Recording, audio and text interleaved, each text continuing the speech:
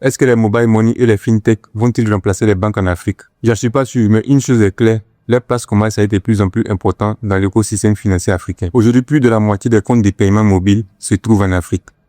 Sur 2000 milliards de transactions mondiales, l'Afrique à elle seule représente 1400 milliards de dollars. Ces chiffres nous montrent à quel point le mobile money est devenu incontournable sur le continent. En Afrique, le téléphone n'est plus seulement qu'un outil de communication, c'est devenu une vraie banque ambulante. Les opérateurs télécoms et les fintech ne proposent plus seulement que du transfert d'argent. Ils proposent du crédit, de l'épargne, de l'assurance et même la gestion des patrimoines. C'est le cas de M-Pesa au Kenya qui compte plus de 35 millions d'utilisateurs actifs chaque mois.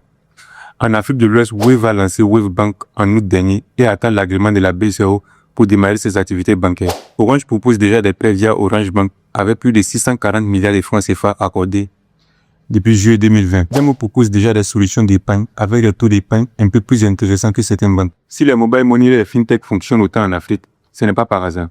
Le problème n'est pas que les gens ne veulent pas aller à la banque, mais plutôt qu'ils n'y ont pas accès. Dans nos pays, une grande majorité de la population ne sait pas lire et écrire, ou ne dispose pas des documents nécessaires pour l'ouverture d'un compte bancaire.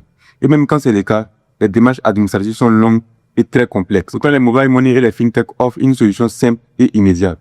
L'inscription est rapide, les solutions sont accessibles même dans les zones rurales, avec un simple téléphone et souvent même sans connexion. En résumé, les mobile money et les fintech ne vont peut-être pas remplacer les banques en Afrique, mais ils sont en train de transformer profondément les systèmes financiers africains. Et aujourd'hui, on peut les considérer comme un véritable outil d'inclusion financière.